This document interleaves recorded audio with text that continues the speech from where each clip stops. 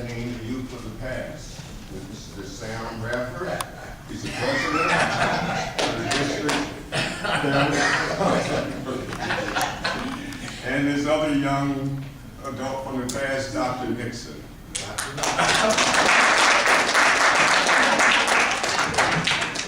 You see they're enjoying it, because obviously they don't get called young that often. I'm really on their age, so that's why it's so much of enjoyment. It's also in our youth department over here, representing the youth of today and the youth of the future. We have Dawood. Duaman? Yeah. That's what we have. We have Lee Swade. And we have Ahil Maheen, and they're going to represent the youth of the present. Okay, everyone please enjoy yourself, have fun with the questions. This is not a life and death, and nobody's threatened. First question, I'm going to direct it to the youth of the past. It's going to be an education question, and the first question is, do you support charter schools as a remedy for poor school performance? Yes. And you have 2 minutes to answer that question. The short answer is that when you talk about what a charter school is a public school. I mean, so the question is, if you ask me if I support public schools, absolutely I support public schools. And ultimately what you measure when you talk about education is the outcome you get when it comes to children. That's the only thing that ultimately matters. I support any institution that is able to provide a quality education to all its children, be it charter school, private school, public school, be it homeschooling, be it virtual schooling. We only measure in one thing, outcome. So the short answer is that I don't think that you should qualify it by whether a person's poor or rich or black or white, urban or suburban. You should be talking about am I producing an outcome that ensures that everybody who's part of that system is getting a quality education? So if charter schools produce that outcome, absolutely 100% I support that. Thank you. Hey, move to someone from the table with the microphone.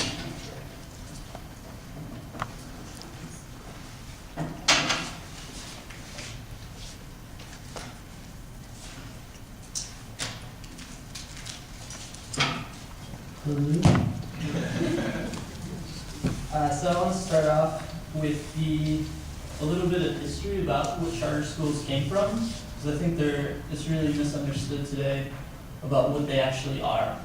And so they're publicly funded schools, but they started right after the Brown versus Board of Education case of 1954, which everyone hears about through Marshall, battled it out, desegregated schools, right? So in the South, a bunch of white parents got together and were like, we don't want to integrate our kids.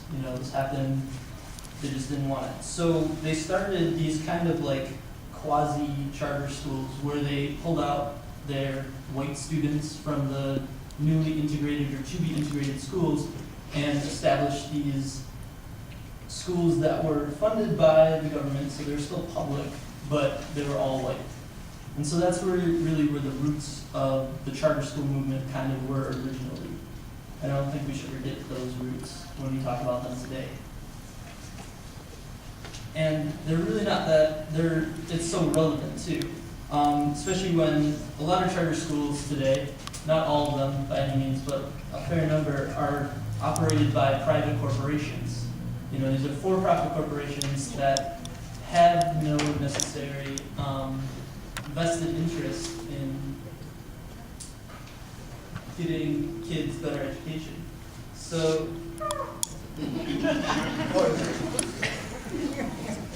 and an example of that is Westminster Community Charter School right up here on the University Heights, which is owned by M&T Bank and operated for private profit as opposed to student gain.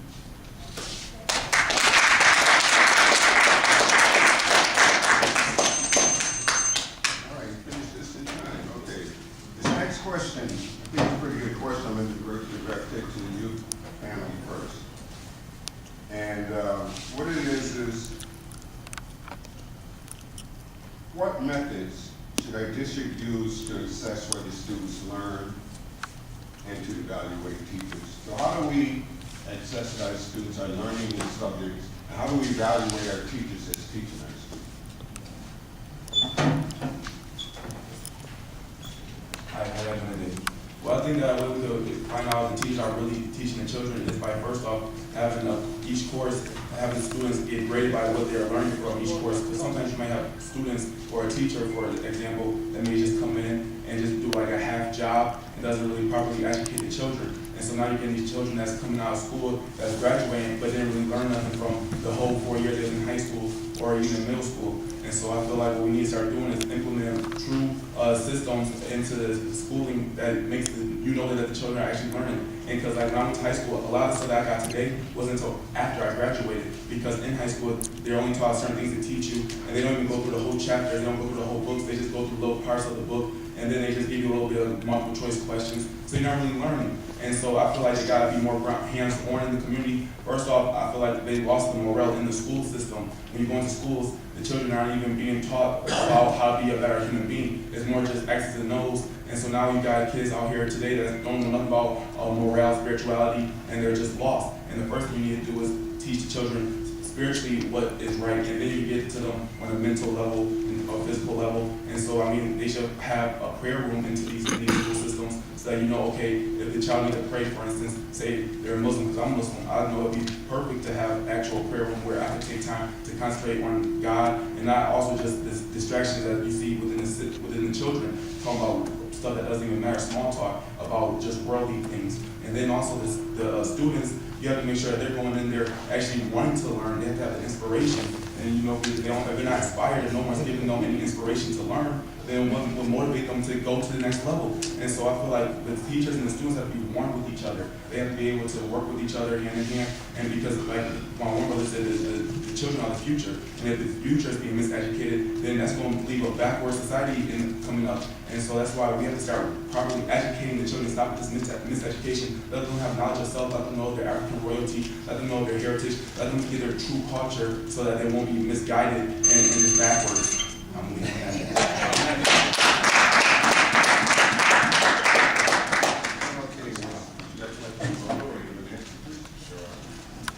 I have 2 minutes. What was the question again? Okay, question. What methods should our district use to assess whether students learn, and how do we evaluate teachers? Okay. You know, I'm from the panel, youth in the past, so I have this memory problem, right?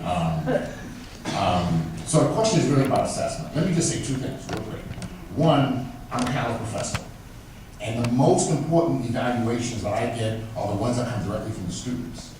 Right? At the end of every class, every semester, the students, anonymously, I don't know who they are, they make us, they write an evaluation, and I read them. They're very, very helpful, and over the years, they tend to be correct, right? And also now, technically, you can go online. There is something called Rate My Professor, and students go online and they tell professors what they really think.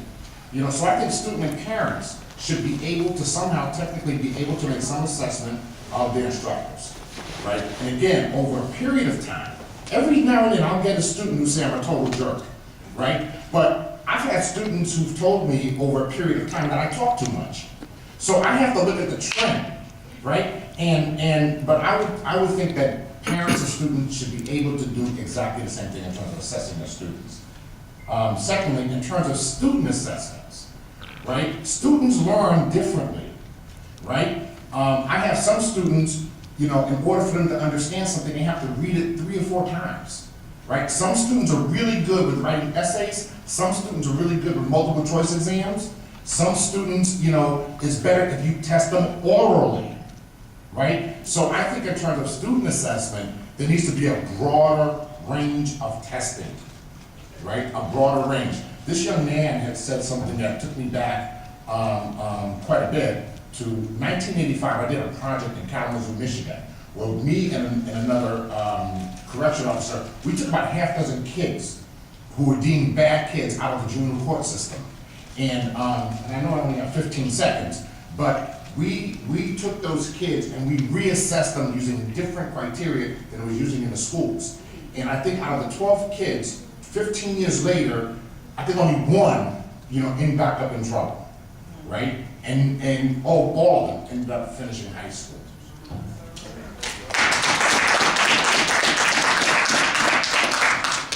Okay, next question. Do you think lack of education and employment causes the mass violence on the street? Table one. Can you repeat it again? Do you think lack of education and employment causes the mass violence on the street among our youth? No, I don't feel that way at all. I feel as though the violence is caused by not having anything to do. You know what I mean, we got too much time on our hands as far as kids go. Our parents, it's cool and everything, but at the same time, they're not initiating enough ground rules or as far as foundation goes for the child. You know what I mean? Because at the end of the day, the child need to have something to do constructive, and they won't have the time to be, going outside, causing violence or, disturbing the neighborhood, disturbing the peace, whatever the case may be. So, no, I don't think it's like employment, education goes. Like I just stated in the reading, I'm a firm believer in education. So I believe that has something to do as far as significance, as far as who you are as a student and as a person, but that doesn't affect the violence. Lack of employment don't affect the violence either. You feel me? Because most college students, they don't have jobs anyway. But the fact that they're busy, they're doing something constructive, it's taking up their time, keeping them out of the streets, keeping them out of trouble. You feel me? You gotta find something to entertain yourself and keep busy. That's just how I feel about that.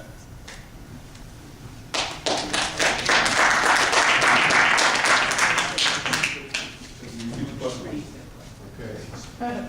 Do you think lack of education and employment causes the mass violence on the street among our youth? I think there's no question about the fact that it contributes to it. I don't know if it's cause, but it definitely contributes to it. The word education comes from a Latin word. It means a ducere. Education means to draw out. Education is not something you necessarily get into a classroom. You get in a classroom.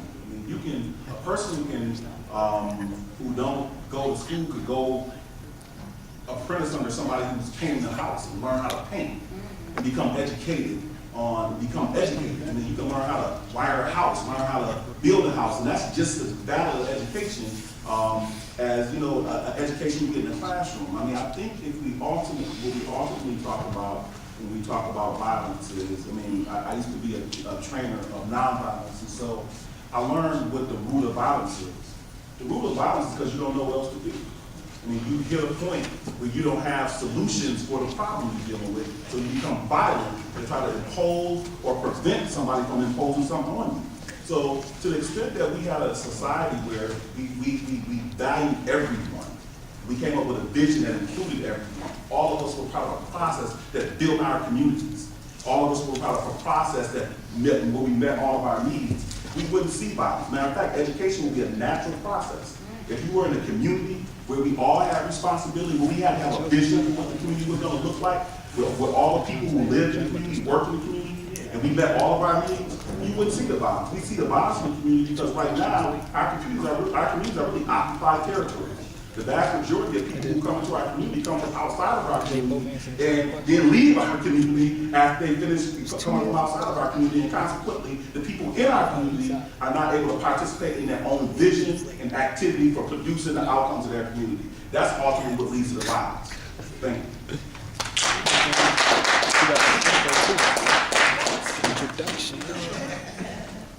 No, I feel like I respect, it to a certain extent, and I understand it to a certain extent. But first off, outside people don't have nothing to do with what we do inside here. Lee don't have no say so over what I do. I'm my own man. You feel me? So at the end of the day, yeah, he may have some sort of he contribute a little bit by buying that store over there, but me robbing the store is my choice. You feel me? So. As far as that goes, as far as people coming in the community, that don't got nothing to do with nothing. As far as what else you say? You said some other stuff. It was like it was something else, but it was like as far as education wise, yeah, that may play a small percentage, but not really, because I dropped out of school to get my GED. I went back to school, but that ain't had nothing, you know what I mean? Education didn't dictate who I was, you feel me? It didn't control my actions, you know what I mean? The lack of education rather didn't control my actions as far as me being violent. I agree with what you're saying as far as getting to a certain point, the fact that I didn't know how to channel my anger or my aggression or, you know what I mean, this energy that I have caused me to be violent, but not the lack of education, not the people coming in the neighborhoods. At the end of the day, I got, oh, my bad. That's time, y'all. I just thought what he was saying was very astute and interesting. It's good to have a young person finally say what's on their mind, because us adults like to shut them down so much. So that's why I was allowing this man to express himself, because that's why we're having this debate.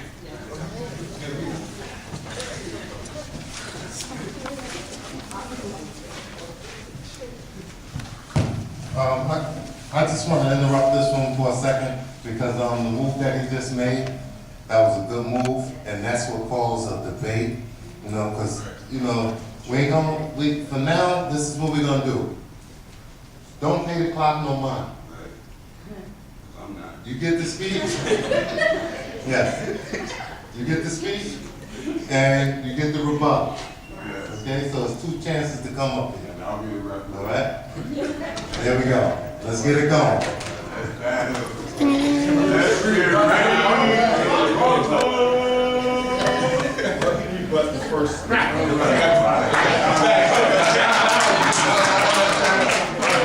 because, you know, I thought that's what we were doing, but then, the allegation about the history of charter schools came, or the history of charter schools came up, that requires a rebuttal. I mean, the reality is, that's a fair perspective to take.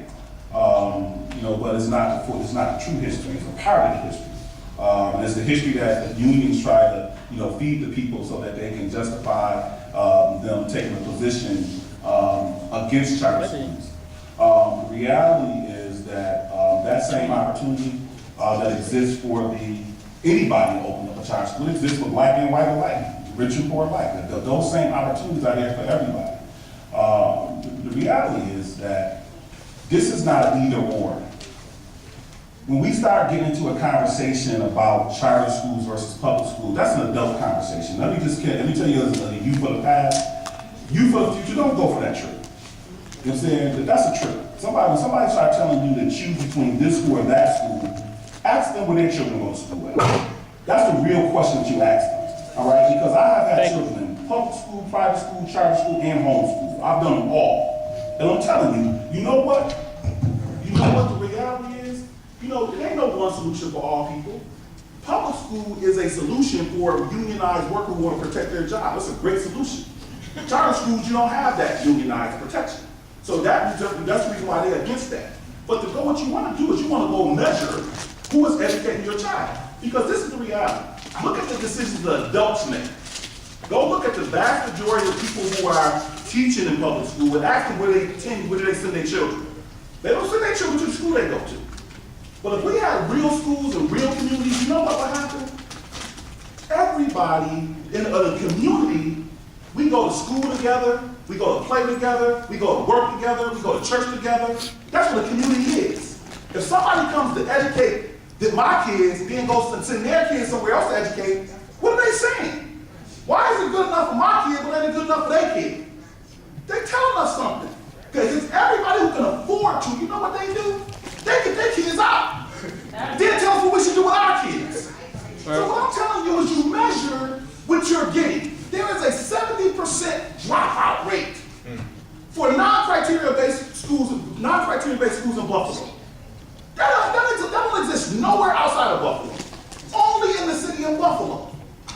So the reality is, people who can do better, you know what they do? They do better. You know what they do? They find a safe place for their children. You know what I'm saying? And you know what most of them do? You know where it's not at? Yeah. So I'll let that speak for itself.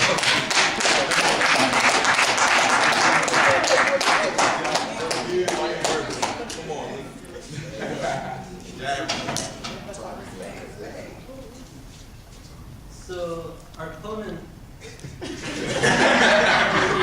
has stated that charter schools are open for rich and poor, for black and white alike. I just want to pause and take a look at and like really kind of unpack that statement because I don't think it's actually true. I think charter schools, from my knowledge, are schools that you have to call and like get registered into the lottery. Yep. You have to show up to the lottery. You have to respond. You have to enroll your kid, and these are all things that not all kids have, especially the most impoverished kids, the most impoverished communities in the inner city, like Buffalo. And so it seems to me that the kids who are at the bottom of the racial and class hierarchy are not open to going to charter schools. They go to the public schools. And also in response to where, I agree with you in your statement that most teachers don't send their kids to inner city public schools. They send their kids to suburban public schools. Because you don't see charter schools in the suburbs, you see charter schools in the city. And the reason for that is because the public schools in the suburbs are adequately funded. They have money.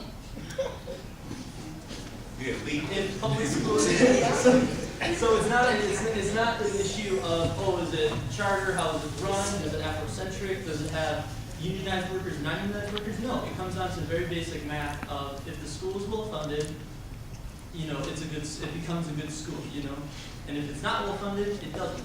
Charter schools and public schools both draw from the same tax base within the inner city. It's a devalued tax base that doesn't provide for adequate education, and the state has not stepped forward in bringing up so that it has equal funding to the suburban public schools. And until that happens, charter schools, private schools, Catholic schools, none of it's going to be the answer.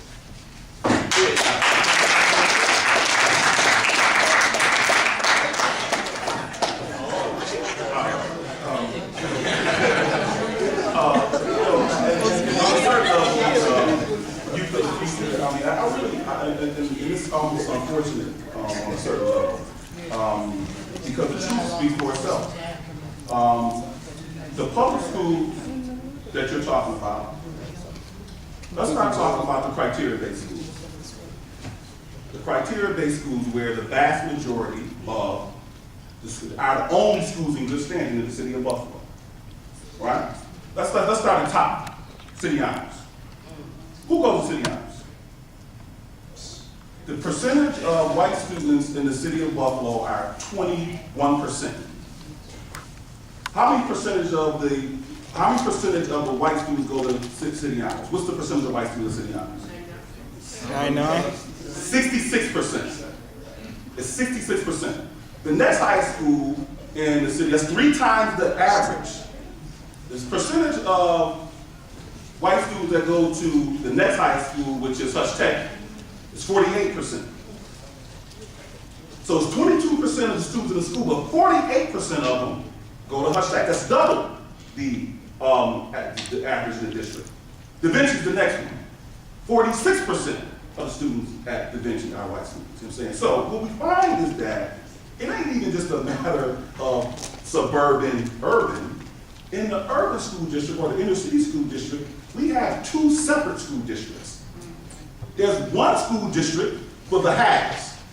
Be the haves white, black, or people of influence, whatever you call them, they get one education system in the public school. In the public school system, they get one education. All right? Oh, that was you.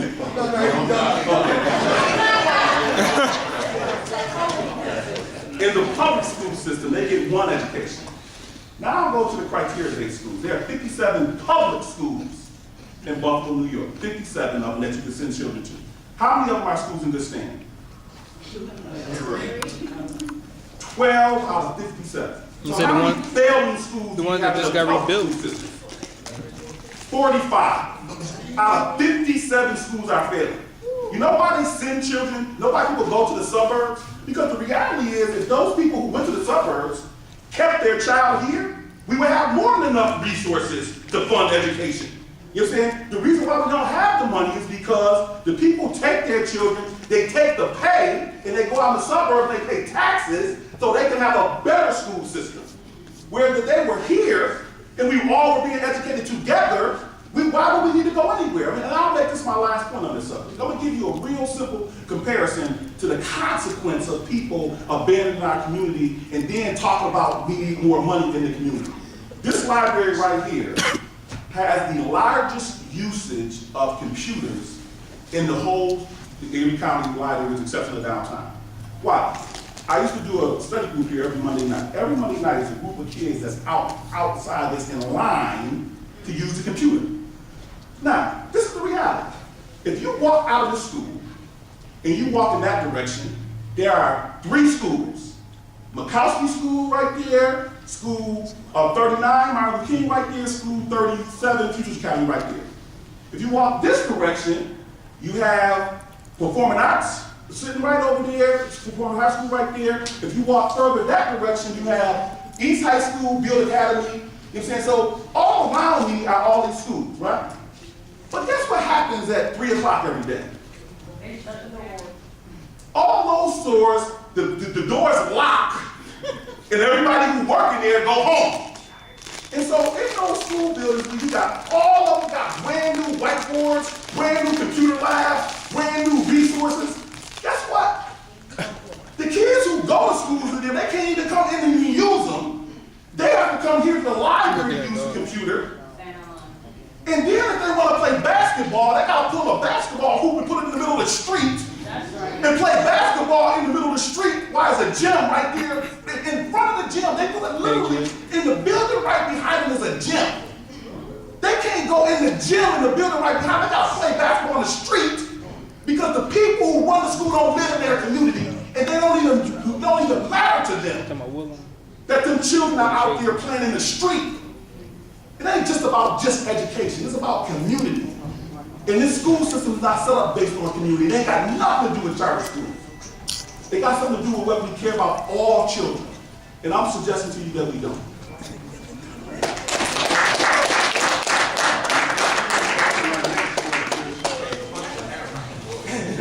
Alright? And this is how do we get the community more involved in what's going on? Go ahead. All right. So it's kind of simple for that right there. What we can get the community more involved is first off have avenues that they can get involved in. You know what I mean? Like first off, we have to come with solutions. Like at the mosque I go to, we have Jamie Masjid where there's a no mask program. And right there we have in the back basketball hoops for the children to come and play basketball. We're actually watching them at times. Then you have on the side a field where we do the football. So that now they can do basketball, football, something productive. We're not getting in trouble. And I love when I watch them because I know at least we're not getting in trouble when they're with me. You know what I mean? We could come in together and utilize all the things we have, like for instance, all these buildings that's vacant. We could renovate these buildings and turn them into community centers. I mean, the solutions are simple, they're easy, they're right in front of us. I mean, a way to end the hungry children, the malnutrition is by going to these restaurants and demand them to give us that food that they throw away. I know personally that they throw away these foods because I'm a baker at Tim Hortons, and I know that they have to, all this food that's bagged up, axed out, and then they throw it away. Why throw away food when there's people that are starving and hungry?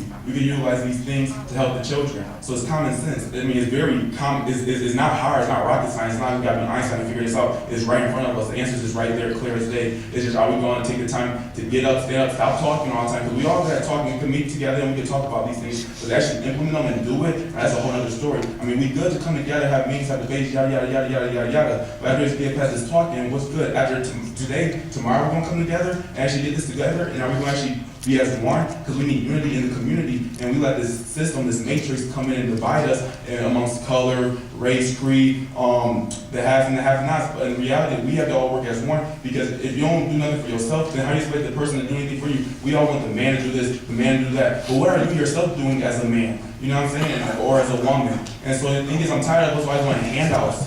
You know what I'm saying? I want us to actually do something. And because, I mean, if I just talk about it, I don't need to. I can shut up, play Malcolm X tape, play a tape from, I just listen to Huey P. Newton. I mean, everything that needs to be done has already been said. It's just getting up now and doing it. You know what I mean? Because talk is cheap. You know what I mean? Theory is good, but practice is better. Now, that's what I'm saying. We get these centers, we go to the mosques, we go to the churches, we go to all these places that's for the people, you know what I mean? And then we come in as one and we utilize these energies so that we can bring about a positive solution. But unless we actually come together as one, then we're not gonna see change. And we're gonna be talking about the same old thing next generation. Is that for I'm gonna be on that side, and it's gonna be a future that will be talking about all these things. So let's just get it done. It's simple. I mean, seriously, it's simple.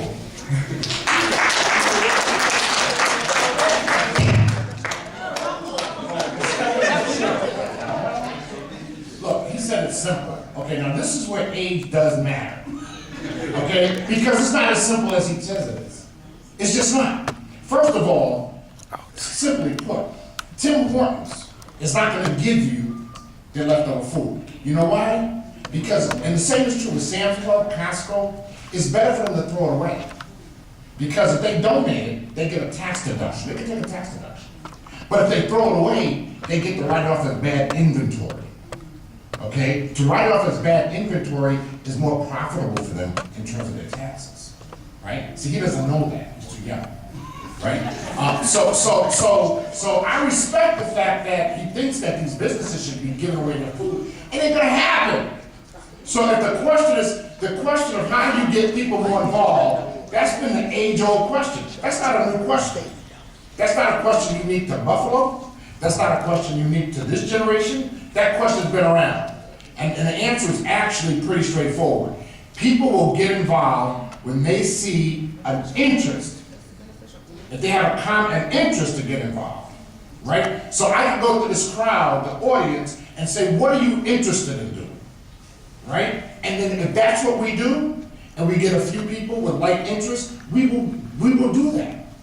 We see it time and time again in many different kinds of circumstances. People will get involved when it's in their interest or they have an interest to get involved, right? It's very simple, right? But the problem that we have in terms of people getting involved, and this is why it's not so simple, because you have to understand there are a lot of structures that are set up that keep you from getting involved. And I'll give you a real simple story. I was involved in the Cynthia Wiggins case. A young black girl lived on the east side. She had a job out at the Walden Galleria Mall. And she had a little baby, right? And God bless her, she struggled to get to the job at the Walden Galleria Mall. Right, she took the bus to the Thruway Mall, and then she had to walk from the Thruway Mall over to the Galleria Mall. But one snowy day, she couldn't make it across Walden Avenue, and she was killed by a truck. Right, very tragic story. Right, and so when I say there are structures in place to keep you from being involved, all she was trying to do was work a minimum wage job, take care of her son. But during the course of that litigation, we discovered that the NFTA, in conjunction with Northwestern University, my alma mater in Chicago, right? They had done a study, and they had laid the bus routes, the number 6 bus, to keep black people from going to the Walden Galleria Mall. Correct. Right? They knew that in the middle of January, when the temperatures fall below 20 degrees, people are not going to wait more than 25 minutes to get on that bus. So they scheduled the bus to come every 40 minutes. We still see it today, right? This was a study, and they were right, okay? And they didn't let that bus go any further than the Thruway Mall because not too many people are gonna make that walk. And you know what? It was okay. They also knew that if a black person living on the east side of Buffalo discovered this, as we did, because she was killed, they would be sued. So they even set up a contingency fund to pay to settle such lawsuits. Right? So there are obstacles that are structural, that actually prevent and are actually structured to keep people from being involved. This was a study. This is very real. Right? And interesting enough, they had a bus at the back of the Galleria. They made Galleria Drive behind the Galleria Mall to bring the buses in from the suburbs. Right? Because they had to make sure that these upper middle class and upper middle class white folks got in they wouldn't let them walk from the Thruway Mall. They had to get them in closer because if one of them were hurt or injured coming across Walden Avenue, the cost would have been prohibitive. So they did a cost-benefit analysis. They did, literally. There's a study. Somebody wrote this. They got an economist from Canisius College to do a cost-benefit study. You know, what would it cost, or would the cost be prohibitive if someone from Chief DeRock or Amherst got killed walking from the Thruway Mall versus somebody from the city of Buffalo. Those risks in terms of Amherst were unacceptable, right? So when we talk about why people do or don't get involved, right, we gotta understand there are reasons, and it's not because people don't care. So if you have people who have an interest, they tend to get involved, right? If the interests are strong, they will go out of their way to get involved, like Cynthia Wiggins did, right? She went way out of her way to go work, right? But on the other hand, it's naive to not recognize that there are actual institutions and structures and people who actually sit and plan to keep you from getting involved.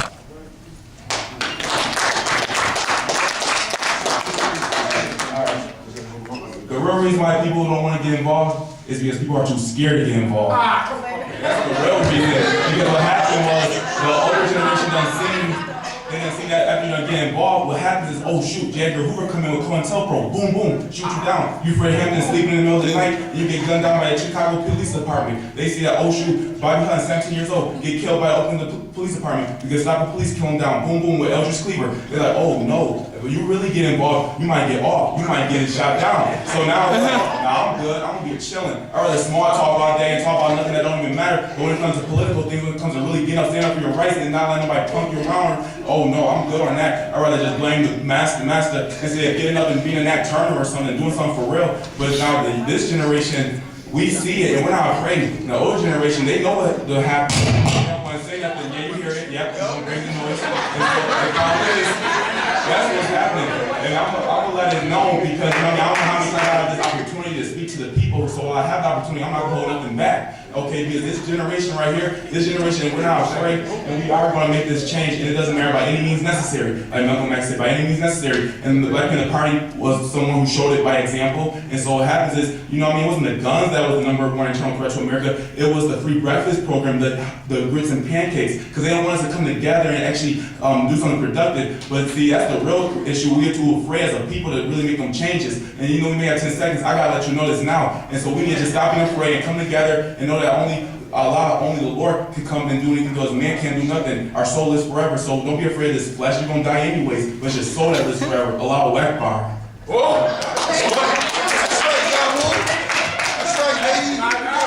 First of all, nobody's scared of nothing.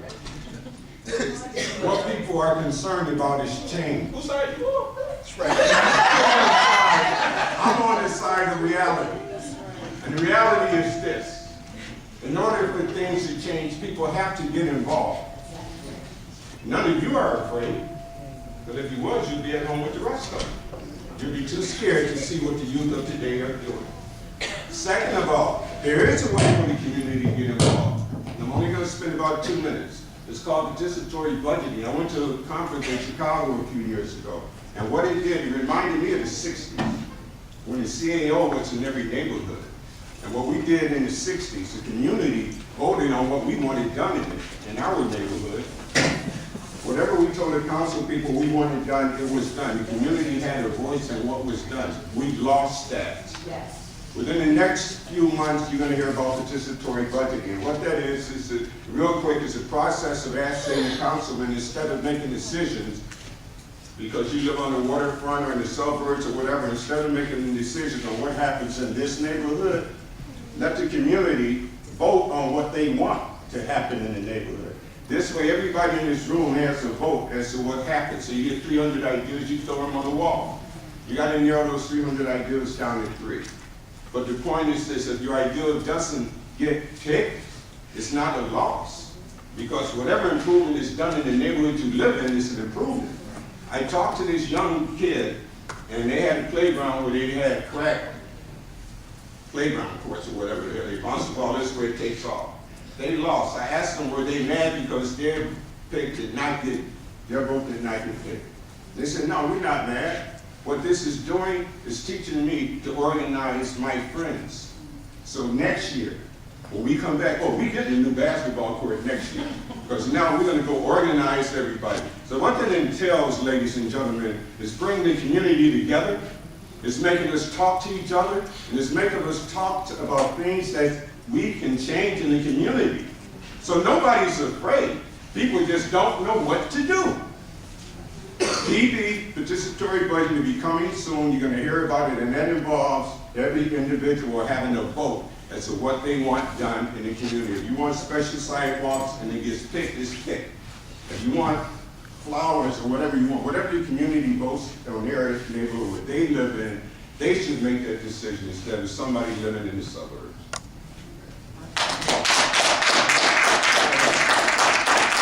Man, now let's heat it up. But I had to speak on it. There's nobody's afraid. I've been on that old school with these young men right here. And all this is for us is 1965, 1963, all over again, but it's 2014.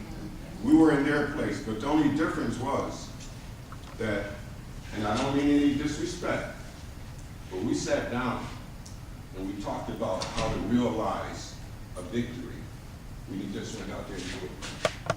We started uniting, getting people together. Funny case, I'm gonna shut up. We had a strike. We struck in FTA one day. Everybody in the black community, I don't know if you can remember it, but we had a strike where nobody in the community wrote NFTA that day. The strike was going to last for a week, and we had meetings. Everybody in the community made a way for everyone to get away to work and everybody to get home. So you got off work at 3 o'clock in the morning with someone there. That was the importance of the CAO in each individual neighborhood, because then that CAO controlled the neighborhood and everybody in the community had somewhere to go where they can listen and get a voice heard. Unity is what brings people together. Unity is what's bringing change. Unity is what's got you upset with what you're doing, the job you're doing, because parents are not coming together with you. Not so much with you, but coming together for their kids. All right? So that's what it's about. If we all just unionize, get together and just fight for the same subject. So nobody's afraid to do anything. It's just that nobody really, or it's been lost how to do it. Teensinprogress sold fish dinners to go to California. Rake leaves, shovel snow. That's old school. All right? That's what we did. We didn't put our hand out and ask you, Mr. Governor, can you give us money? Mr. Mayor. All right? That's what we did. And we did a hell of a job for it, because what we did made it possible for you to say and to act the way you act now. Say that. All right? All right, one more question since we're on this tough subject. And since y'all got me going, and I mean no disrespect to anybody in here, but the question is this. Youth of the past. That word, that N-word. As a nigger? Right, all right? When you were their age coming up, what did that word mean to you? And yeah, just give me the history of the word, because I'm gonna ask them the same question. Okay, I mean, look. 2 minutes, please. Okay, 2 minutes, 2 minutes. When I was growing up, the use of the word nigger didn't faze anybody. But if you call me black, those are fight words. Right? I mean, I know this, but being called black was worse than being called a nigger.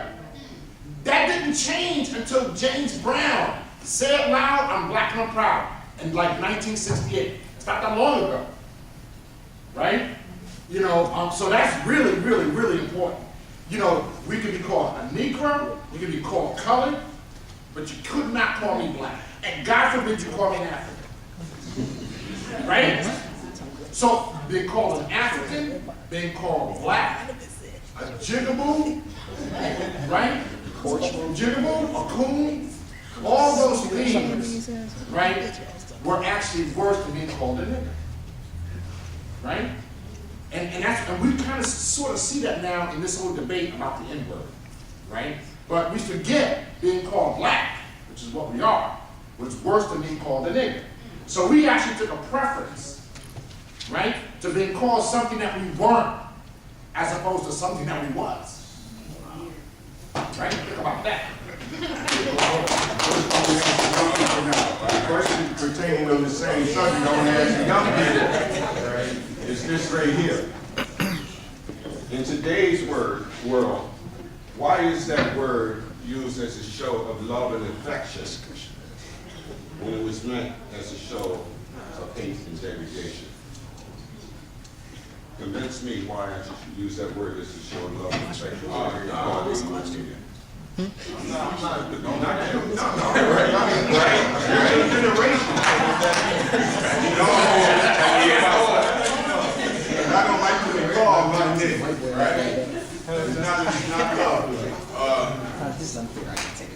I can tell why we do it, but today and age, I'm not doing it because that's something I practice on not doing. But I would be a liar if I say I didn't, you know what I mean? My mom would tell you, like, I couldn't say a sentence without saying, oh, my nigga, you know what I mean? But I think that has something to do with the media, you feel me?